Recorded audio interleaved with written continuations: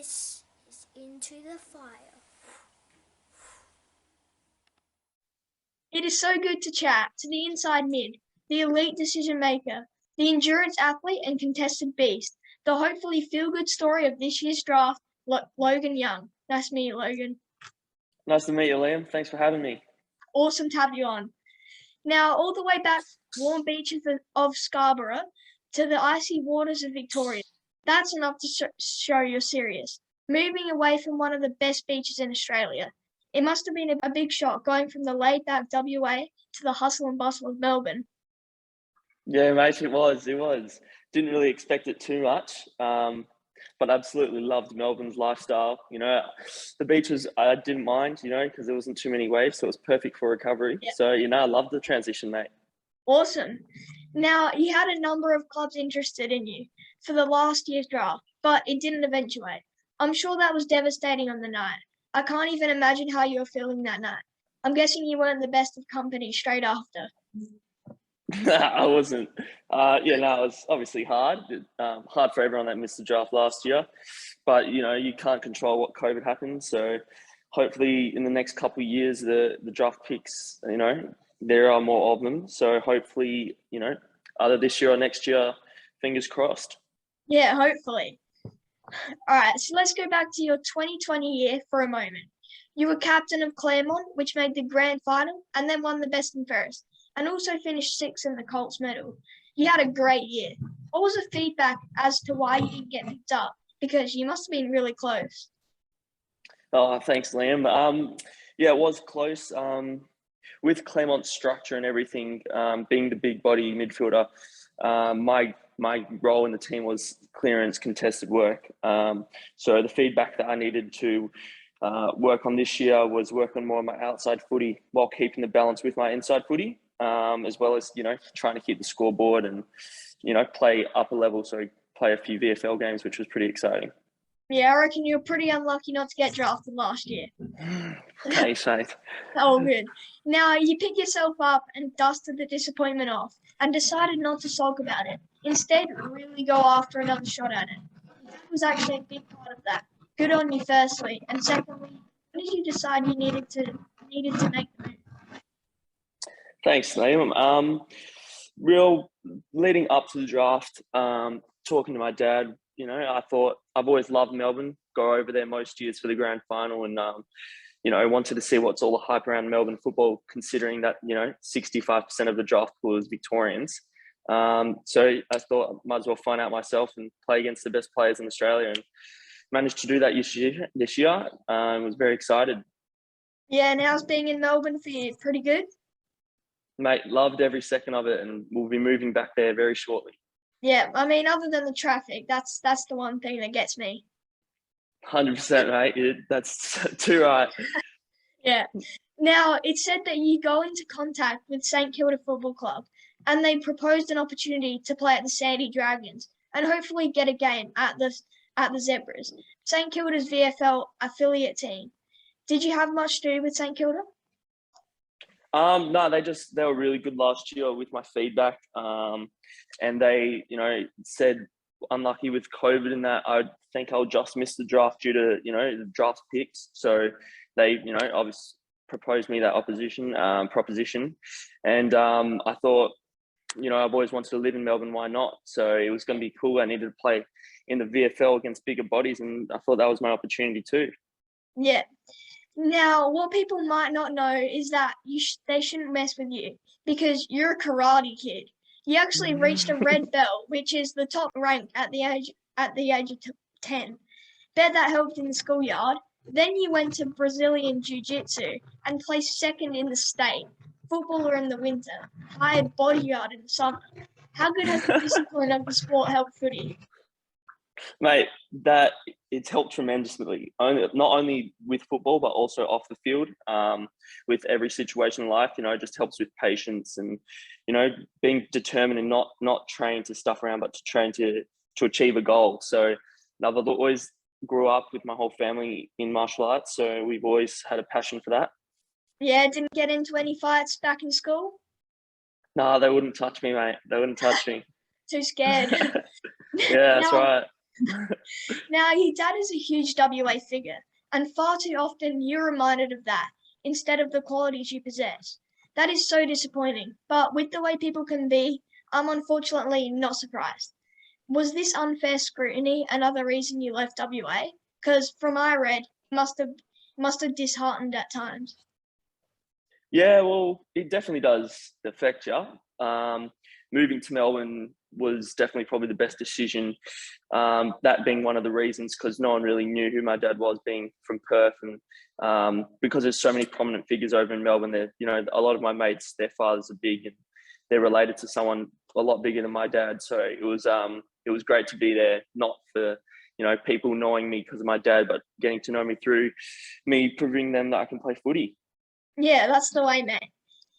Now, going to Melbourne has been a great decision because, in my humble opinion, you've really grown as a player, and that extra year of striving to get better has really paid off. As much of it must have hurt, do you feel you're better for not making it in the 2020 draft? Yeah, for sure, mate. I've grown as a human and obviously grown on the field by working on my weaknesses. So yeah, mate, to spot to a team, mate. Loved moving to Melbourne, and definitely helped me through football and as a person. Yeah, and getting that extra experience must have been great as well. 100%, especially with the Dragons and North Melbourne's and Sydney's VFL, just helped me develop as a person as well, and as well as on field. So it was very good. Yeah, definitely, mate. Now, you got to live with St Kilda's Brad Hill. That must have been amazing. What did he do to help the transition? Because he is elite. He is elite and he's a legend. Obviously, Dad represents him, so I've met him a few times prior to moving to Melbourne. He's always been a good mate of mine, and he's always calling me up to see how I'm going. So being able to live with him for 3 months was pretty surreal. Seeing what he does on and off the field was great insight to AFL player. He took me for a few kicks during the COVID lockdowns, and gave me a few pointers, and just loved his banter. He's just a very funny man. Yeah, didn't snore or anything when he was your roommate? Nah, just the Great Dane. The Great Dane he's got, Harry. Good to hear, mate. Now, you also got to spend time with Chris Mayne. He offered you tips. I'm hoping about football, not haircuts. Was it great to pick the brains of people in the elite system? Yes, for sure, mate. Chris Mayne has been a mentor for me for the last few years. Even my underage year at Colts in the Waffle, he was FaceTiming me across Australia just to help me with what player I want to become. And he's been a super role model for me. And now he's back in Perth, so get to catch up with him even more. Sounds like a legend. Now you represented North Melbourne in the VFL this year, and Sydney Swans as a top-up player, showing you're up to the bigger bodies. You can't have done any more. How did you go? And what do you want the clubs to know about you going into the draft? No, mate, it was a great experience, and one of the most enjoyable games of my life was the first VFL game with North against Box Hill. Just, being in the same rooms as AFL players and warming up and playing alongside, Will Phillips, Tristan Cherry, and playing against Daniel Howe, Segler. It was just an amazing feeling. You pinch yourself halfway through the games because you just tackled a player that plays AFL.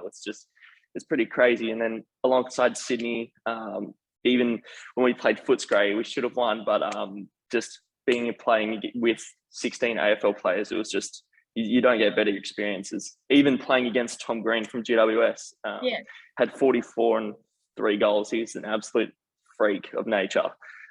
Just learn, picked his brains, see how his running patterns were like and how he's a contested beast. So it was a great experience. Yeah, it would have been. Now, I interviewed Lockie McNeil and Tom Highmore.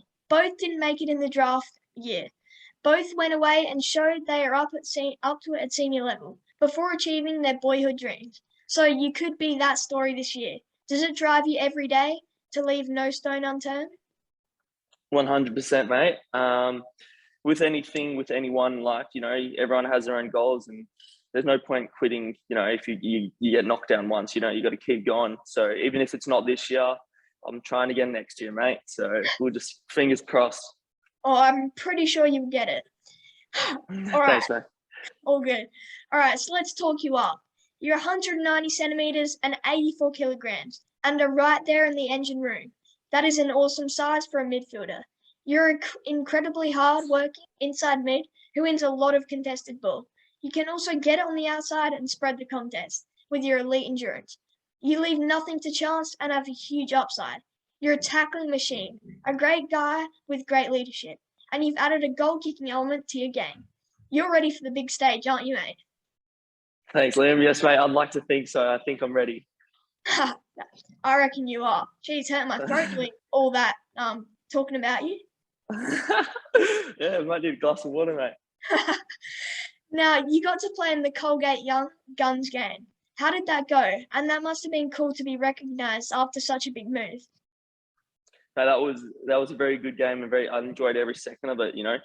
As well, you know, just having my midfield coach as the head coach of my team and then playing alongside 7 other Dragons boys, it was very easy. It felt like I was playing another Dragons game. All the boys, all the overages were really good. They all gave it a crack. And no, it was a great day. Loved it. Yeah, it must have been. Now, you're a big fan of Tom Green. He's a legend of a guy and he can really play. You actually play a bit like him. Not a bad player to model yourself on, is he? No, he is a gun. I love him. He's a star. He's, you know, from when I followed him ever since his draft year, and I thought, you know, he's probably as good, if not, you know, as good as Rao. So I thought, you know, he could have gone pick number 1 as well. But I know he's got a very exciting career ahead of him, and possibly, you know, get some really big awards for himself. Yeah, he's a legend on and off the field. Well, let's be honest. It's not if, it's when you make it on the big stage. Because guys like you are exactly what the AFL needs. A guy who will do anything to succeed for what he truly loves. Because of that, buddy, you'll be a massive story when you do. And the whole AFL will fall in love with your story. With that comes great pressure. Because let's be honest, as you take a mark and go back for the goal, commentators will be all over your story. Crowds will know, supporters will know. So when you kick that goal, you need to do something special, a celebration fitting of the moment. Don't worry, mate, I have it for you. The Into the Fire. Oh, nice. So it's...